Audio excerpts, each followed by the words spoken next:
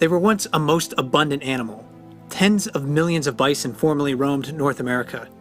The hoofbeats of a herd thousands strong was described as sound like distant thunder. But within one human lifetime, they nearly vanished. The story of North American bison represents tremendous loss, as well as the hope that through work, cooperation, and dedication, we can learn to share the landscape with large wild animals. When Europeans began to colonize North America, bison roamed from central Alaska to northern Mexico and as far east as the Appalachian Mountains and even the Florida Panhandle. By the mid-1800s, however, overhunting and conflicts with settlers had restricted bison to the great prairies of central North America. As settlers of European descent pushed westward, they largely saw bison as a barrier to future white settlement. Through sport and market hunting, as well as with implicit support from the military, millions of bison were slaughtered in the name of manifest destiny and the US government's genocidal wars against indigenous peoples. By the 1890s, wild bison could only be found in the United States in Yellowstone National Park, while in Canada, small remnant herds survived only in the Northwest Territories and northern Alberta. Bison were saved from complete extinction through the efforts of rangers and a few forward-thinking people who captured individual bison from the last wild herds. While a few 100,000 bison are alive today, very few are free roaming or live in places where they are not owned as livestock. From an ecological perspective, bison remain essentially extinct outside of a few reserves. Which brings me to wonder, how willing are we to share the land with bison? Collectively, we are growing to recognize the value of wild animals, and scientists are increasingly affirming the positive role that bison play in the prairie. Their absence has consequences for the environment, as well as the well-being of many indigenous nations. If we are to return bison to more of the landscape, then the effort will not be easy. Bison are large animals with the strength and disposition to injure people and damage property. They can migrate over vast distances, and North America is no longer an open range. Bison can spread disease to domestic animals and suffer from illnesses that our animals give to them. Despite these challenges, making space for bison in parks, preserves, and private lands can not only help to restore an environmental loss, but can also play a part in rectifying past injustices inflicted on indigenous peoples. In bison, perhaps there's hope for a better future. Hi everyone, this is Mike Fitz, your resident naturalist with explore.org, the world's largest live nature cam network. Bison are an iconic North American mammal, but in the United States and Canada, we became perilously close to losing them forever. While there are more bison now than any time in the last 130 years, restoration of this species is far from complete. Similarly, prairie dogs once lived across wide swaths of North America, but European settlement brought persecution and diseases that have greatly reduced populations of this group of keystone animals.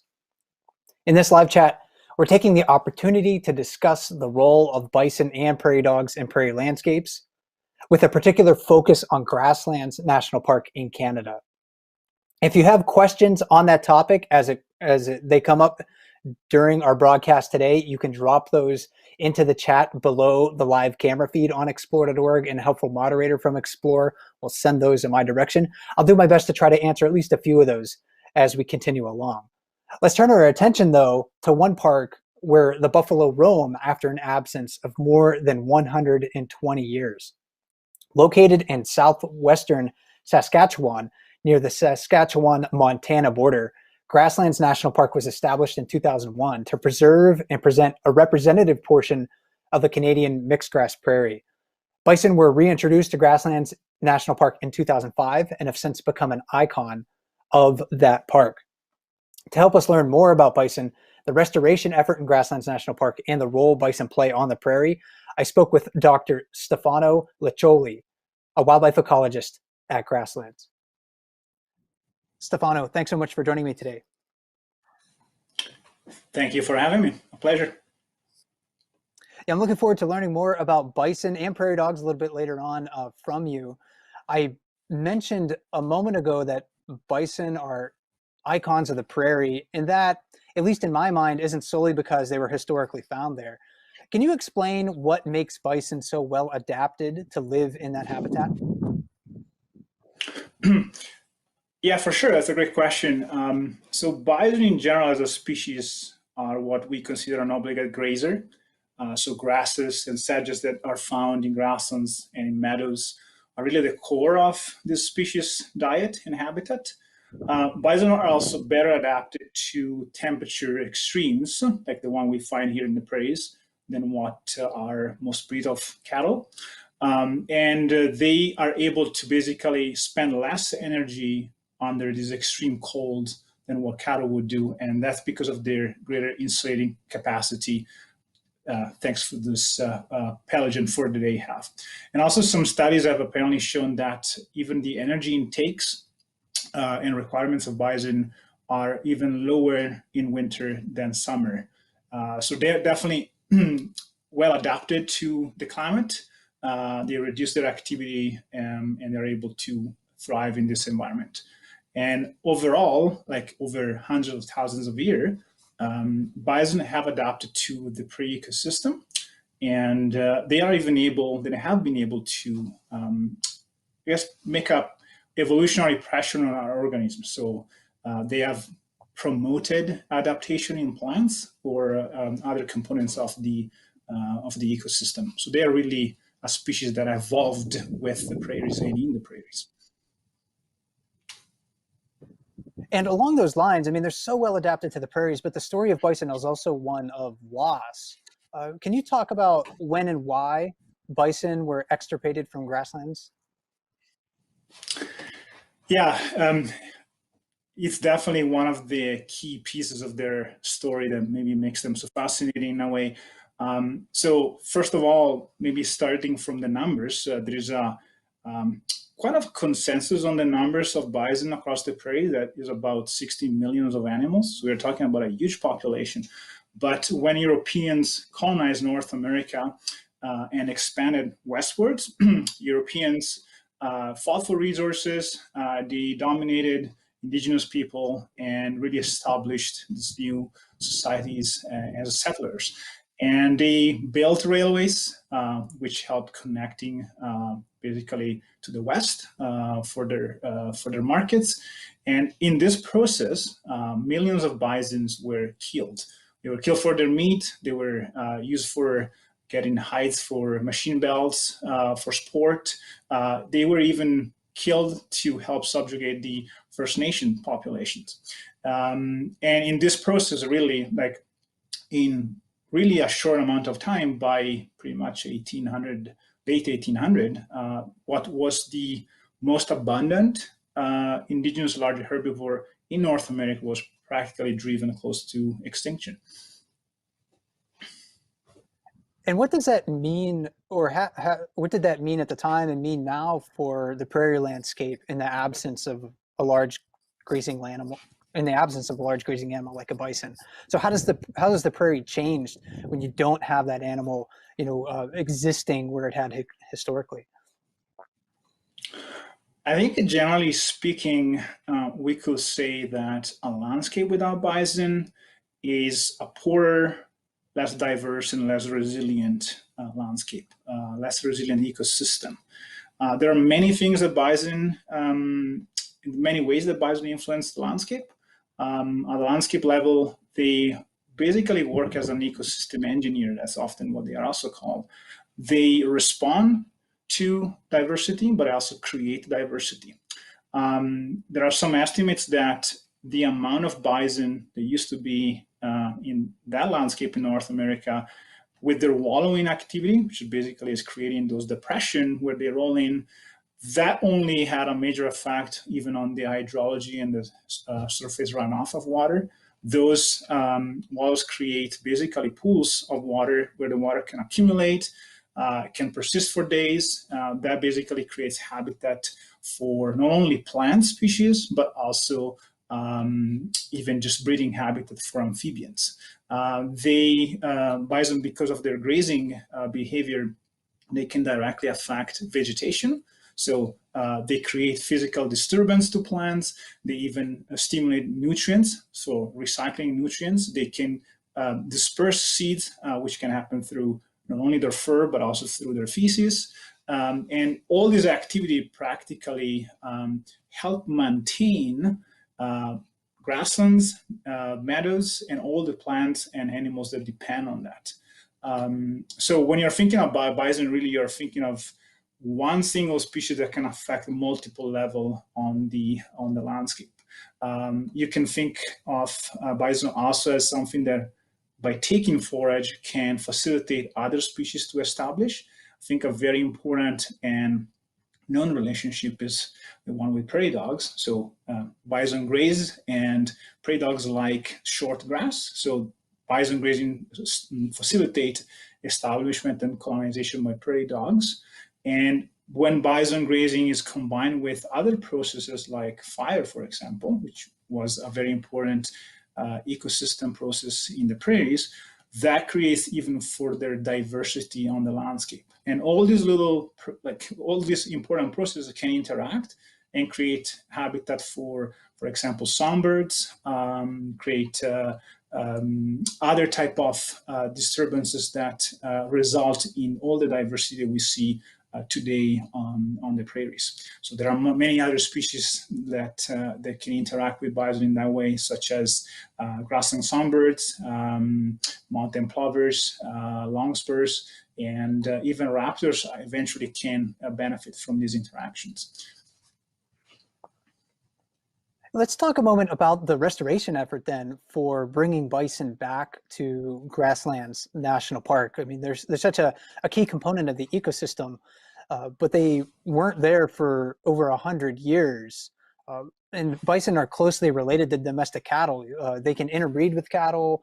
They share many of the same diseases. So as part of the restoration process, where did your bison herd originate? And what did you need to consider so that the bison who were returned to the park came back healthy? It's a very good question. So our bison came from Elk Island National Park, which is another national park here in Canada.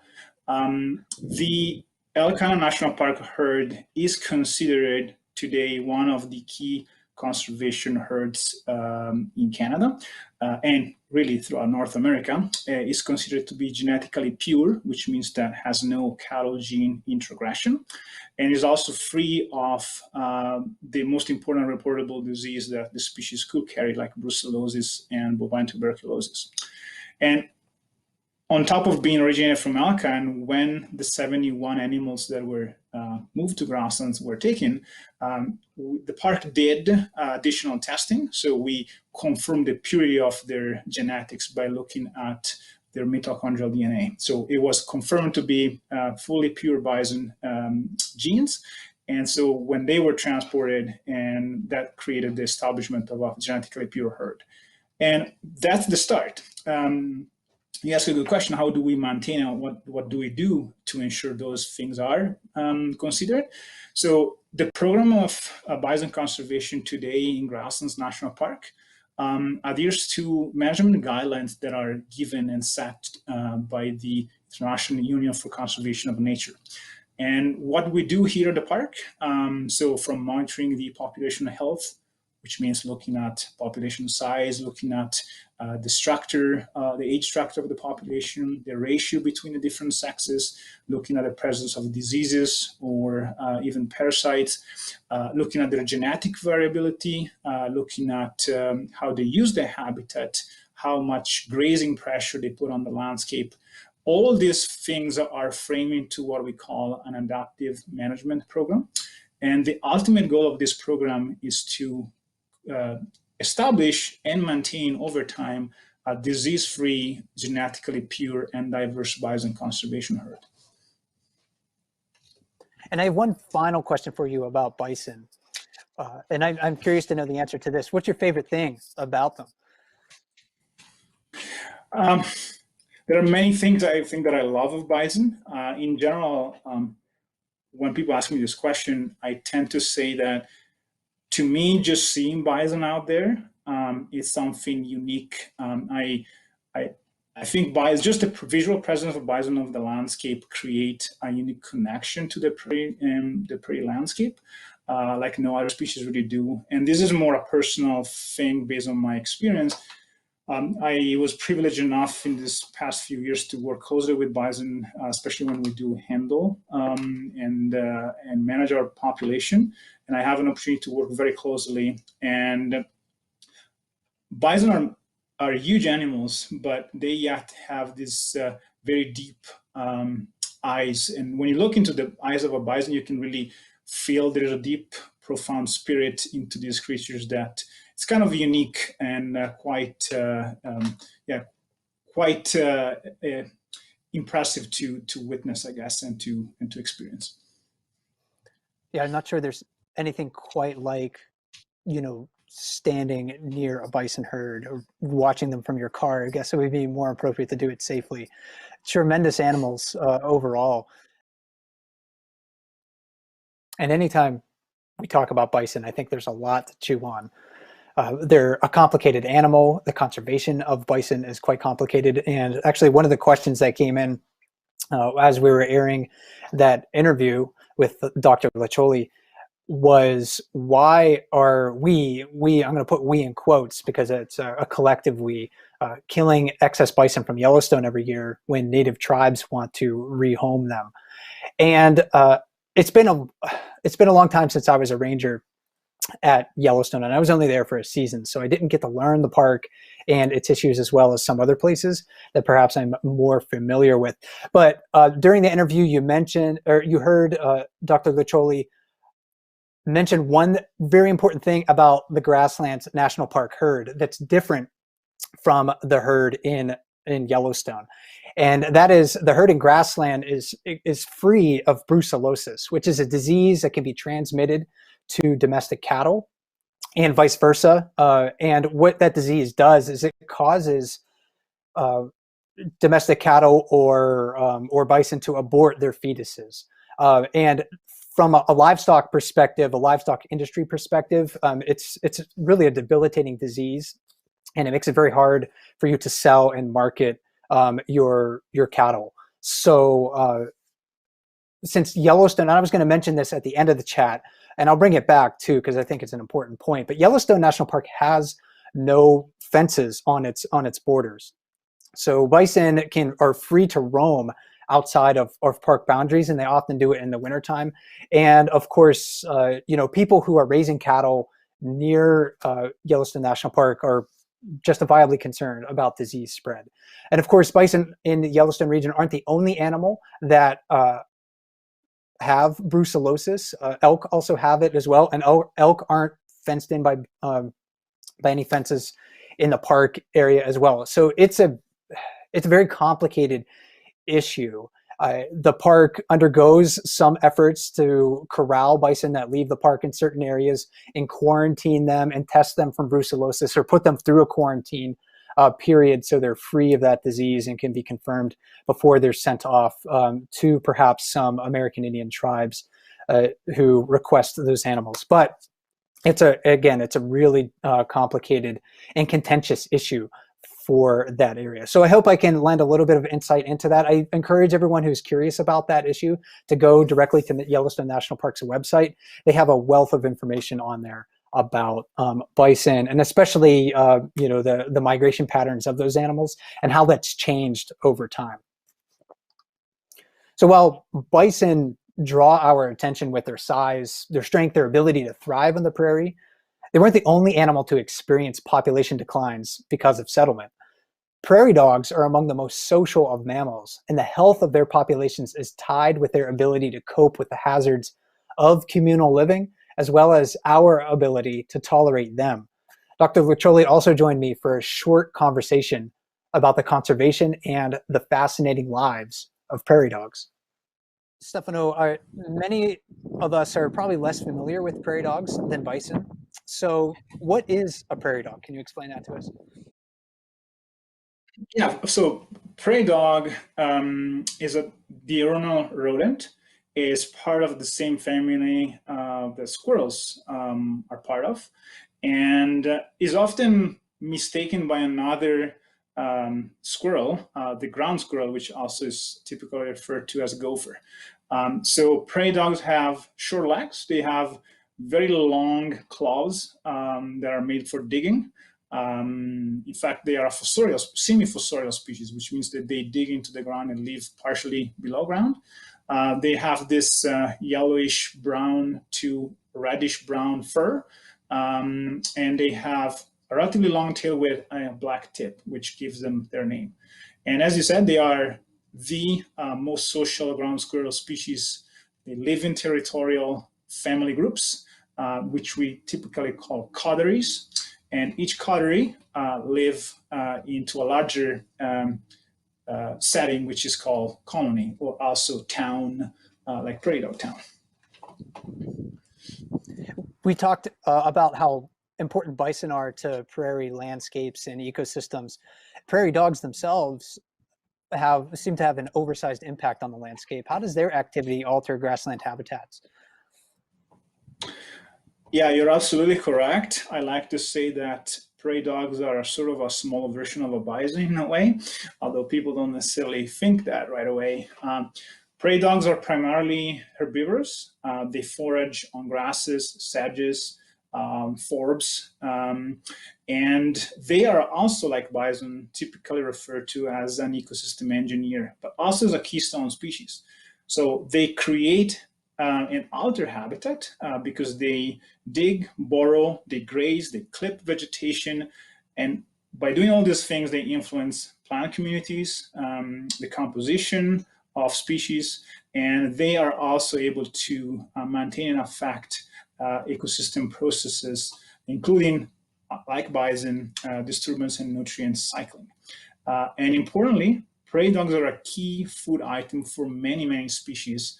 And in Canada, this actually impacts many species at risk. So there are other species at risk that highly depend on prairie dog, not only for food, like, for example, ferruginous hawk or American badger, or prairie rattlesnakes, but also as source of habitat, like burrowing owls. They nest within prairie dog colonies, the same for mountain plover or sweet foxes that occasionally use prairie dog burrows. And of course, in North America, probably the most known species that highly depend on prairie dogs is the black-footed ferret, which is one of the most endangered carnivore in North America. And how might human development activities, outside of the park, or just the presence of people outside of parks, influence prairie dog dispersal, or maybe the establishment and longevity of prairie dog towns, especially in southern Canada, where prairie dogs have a very restricted range? So the question about how people have impacted or influenced prairie dogs, it's a very important one to try and answer. It's complicated, but we definitely must try to answer. So let me say first that the history of prairie dogs in general has been extremely affected by humans. As I mentioned earlier, prairie dogs are grazers. They clip vegetation, and because of that overlap in terms of diet between prairie dogs and livestock, they are traditionally seen as a competitor. They have been historically seen as a competitor, and that's why prairie dogs have been often targeted by extermination campaign throughout their range. So now this, at least in Canada, doesn't happen. Prairie dogs are primarily found within Grasslands National Park, which is a protected area, so the species is safe there.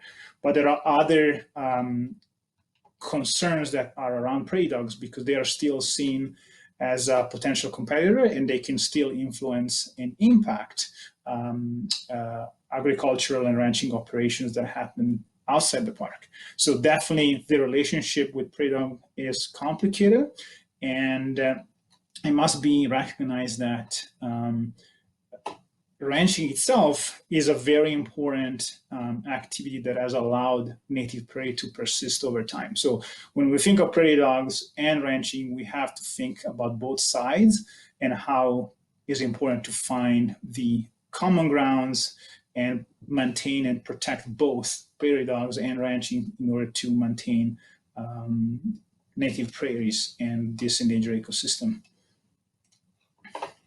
And one type of human impact that perhaps no species on the planet will escape from is climate change. How might climate change impact the prairie of Grasslands National Park and in turn the creatures that live there? I think climate change is going definitely to be a challenge for many species and many ecosystems. Since we are talking about prairie dogs, what I could share is that we actually have obtained some data with respect to climate change in prairie dogs. Grasslands National Park works closely with a conservation partner, the Calgary Zoo, who has been working in this ecosystem for over a decade. We have learned through this collaboration that drought is a major driver of prairie dog survival and reproduction. Basically, what happens is that after a drought, the population collapses, and that's because there is no food available. The survival rate over winter is very low, and the pup production the following year is also very low. So every year there's a drought, the following year you have a crash. And drought, both frequency and intensity, are expected to increase with climate change. There will be more recurrent droughts and potentially multi-year droughts. So that by itself could impact significantly prairie dogs. And I mentioned earlier about sylvatic plague, which is a disease. Sylvatic plague is also expected to increase with climate change. And that's because climate change is going to bring increased activity of insects, including fleas that transmit plague. And so there is in general this concern that with climate change, prairie dogs are going to be facing more challenges, and therefore climate change may imperil even further these species, as well as all the other species that prairie dog, that depend on prairie dog. So it's definitely going to be a challenge, and we are just trying to learn in order to, I guess, inform management decision to try to respond and mitigate the effect of climate change. And as we consider, the ecology of prairie dogs and their oversized impact on the prairie, I think it's also really important to remember that they're just fun to watch. So I am curious, what do you enjoy most about watching prairie dogs?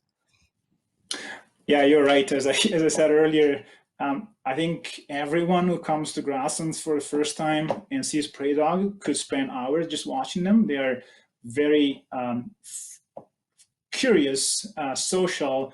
I think in a way, we may even see some of our own behaviors reflected into what they do, the way they interact and call each other.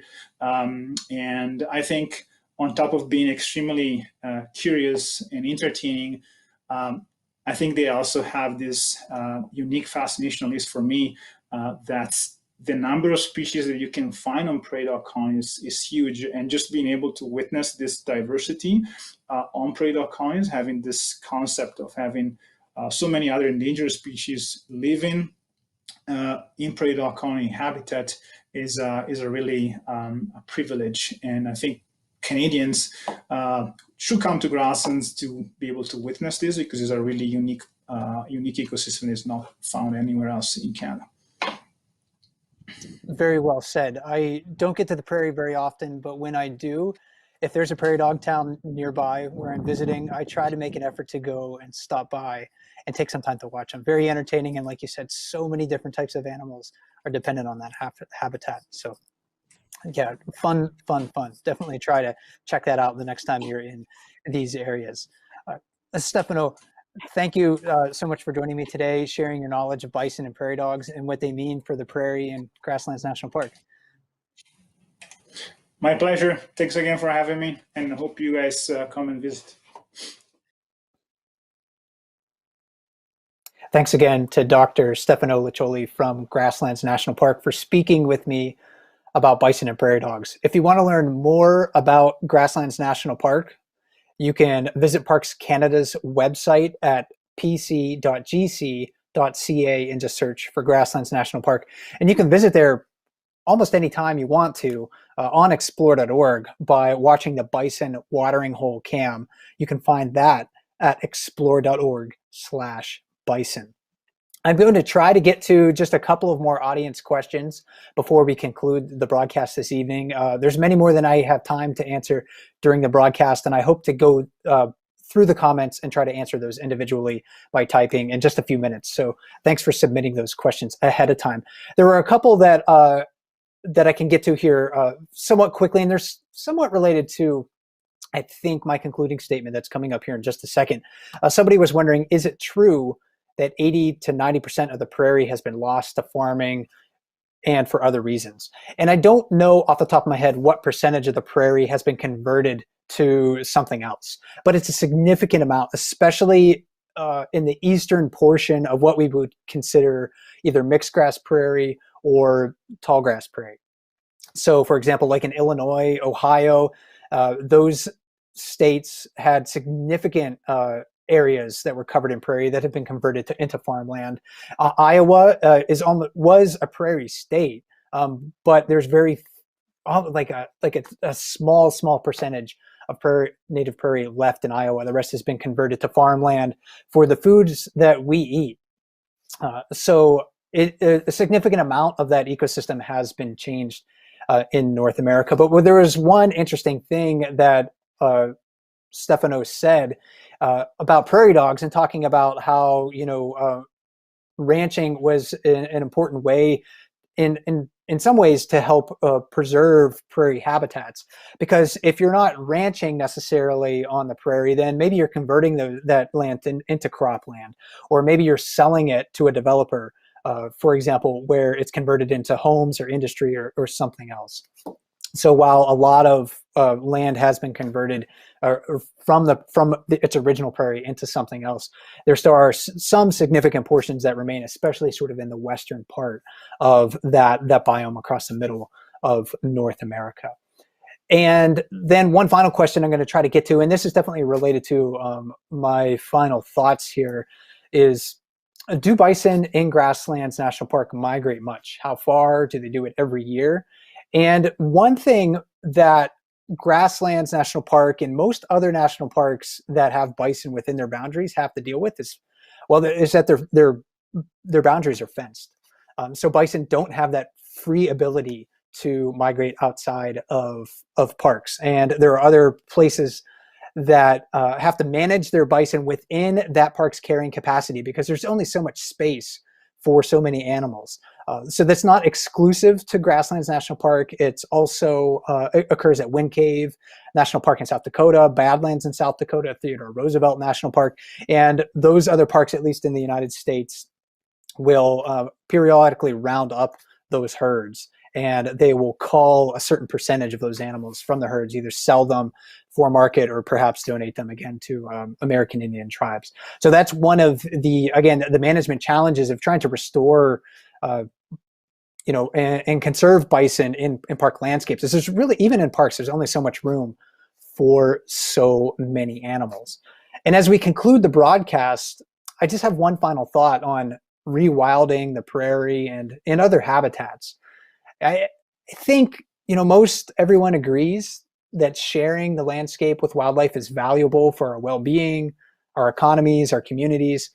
However, humans remain, perhaps the greatest impediment to the reestablishment of animals into areas where they were found historically. This applies to bison, prairie dogs, grizzly bears, wolves, and a host of other species. Human-imposed changes to the landscape imperil woodland caribou in southern British Columbia and salmon runs on the west coast.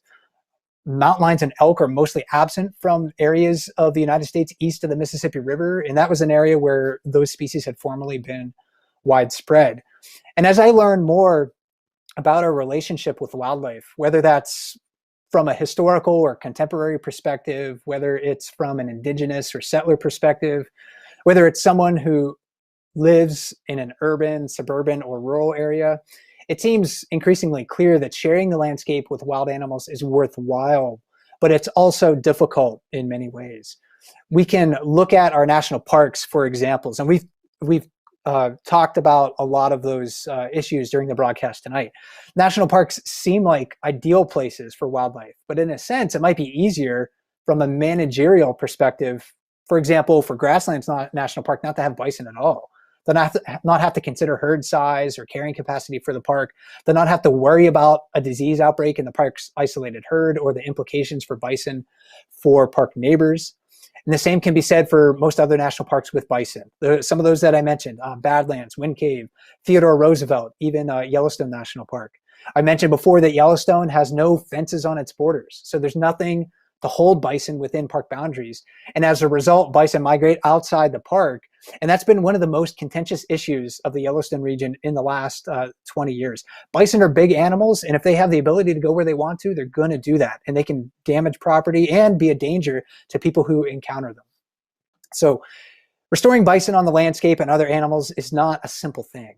If parks can tell us one thing about wildlife restoration, though, it's that it's not easy. It requires a collective, long-term effort. And legislation has largely affirmed that effort in our parks. We have parks because we have laws that allow them to exist. We have animals within parks because we have laws that protect them in those spaces. Things are a bit more complicated outside of parks. And while the effort to share the land with animals can be difficult, I believe it's feasible and worthwhile. We can begin to recognize, or we can do that by beginning to recognize and acknowledging the needs and concerns of our neighbors. We can discuss the value of wildlife in our communities and join or establish efforts to make those places more wildlife friendly. We can even take steps to rewild our own properties. Although we can't necessarily invite bison into our backyards, we can certainly make those spaces more habitable for small animals and in insects. So we can do our part in a lot of small ways. And like I said in the video introduction to this broadcast, the story of North American bison represents one of tremendous loss, as well as the hope that through cooperation and dedication, we can learn to share the landscape with wild animals. My name is Mike Fitz. Thanks for watching today. And remember, as we like to say at explore.org, never stop learning.